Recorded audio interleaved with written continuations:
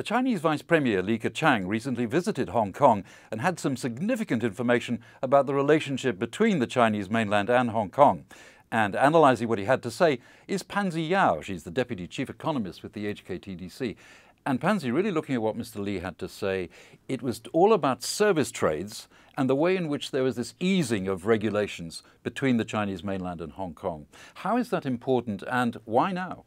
I think it's getting more important because in view of the gradual shift of economic gravity to Asia, Hong Kong's role as a platform to provide service support to facilitate capital and goods movement in this region is important. And in addition, because Hong Kong's role as a platform to channel foreign capital into China will have a new function in light of the China's going out policy.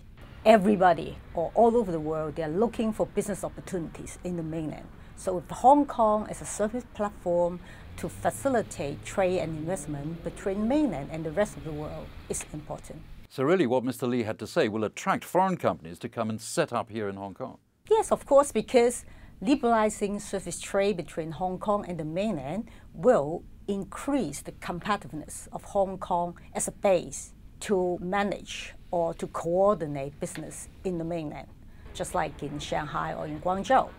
In addition, because of the traditional advantages of Hong Kong, like our tax is low, our connectivity with other countries in the region, these are additional advantages that we have. That's why liberalizing service trade will only enhance Hong Kong as a service hub.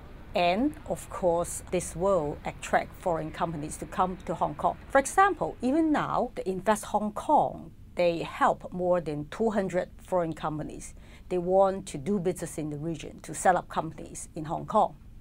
Moreover, over 3,600 foreign companies, they have already set up regional headquarters or regional offices in Hong Kong to manage the business in China. Foreign companies will like to have renminbi.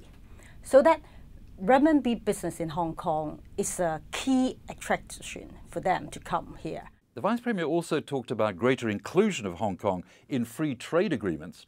Just how significant is that? I will look at this in this way. If we are positioning ourselves as a central business hub in the region or service platform, service center to support trade and investment in the region, if we want to accomplish this role, we should be able to help companies to do business in the region easily, conveniently, at least as good as any other cities or countries in the region.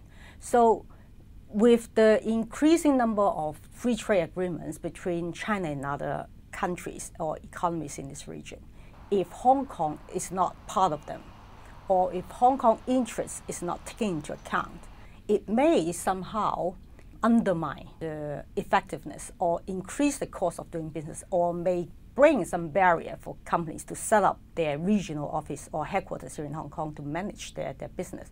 That's why, I mean, if Hong Kong is included or our interest is taken into account in negotiating this kind of agreements, it is very important for Hong Kong. So all of this must be seen, I guess, in the bookends of the 12th five-year plan.